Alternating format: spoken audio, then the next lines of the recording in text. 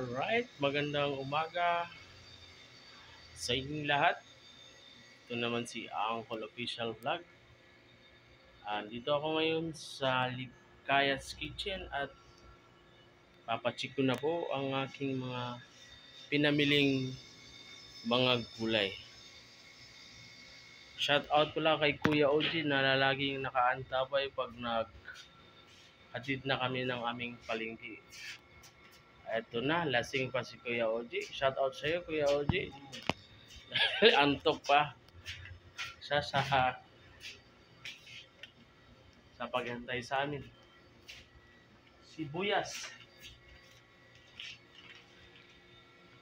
Ang sibuyas.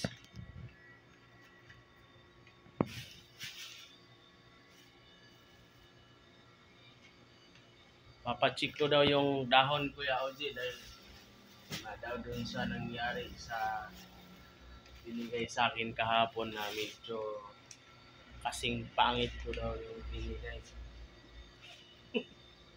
Lanta na yung hindi ko man napansin.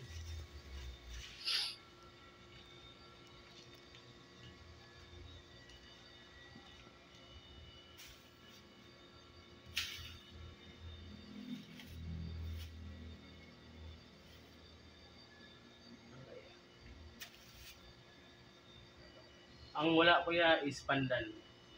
Walang mabiling pandan. Yun lang kuya.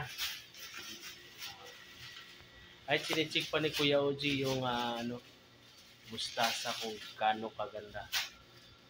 Kasi kahapon nangyari kahapon sa akin. Good. Good na good. Ay, Ma'am Ligaya, yun na po. Chinecheck na po ni Kuya Oji yung gulay.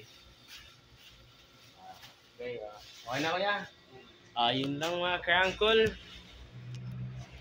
Nais ko magpasalamat sa Panginoong Diyos na laging nagabay sa akin sa araw ng aking paglalakbay.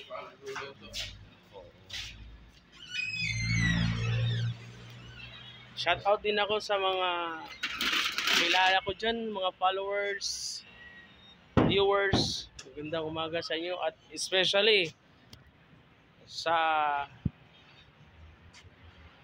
mama at papa ko dyan sa aming barangay Kambanhaw, Bay City. Shoutout sa iyo sana nalagi kayo sa panalangin ko na nasa mabuti kayong kalagayan. Ito yung anak ko kasi nandun yung anak ko sa lola niya.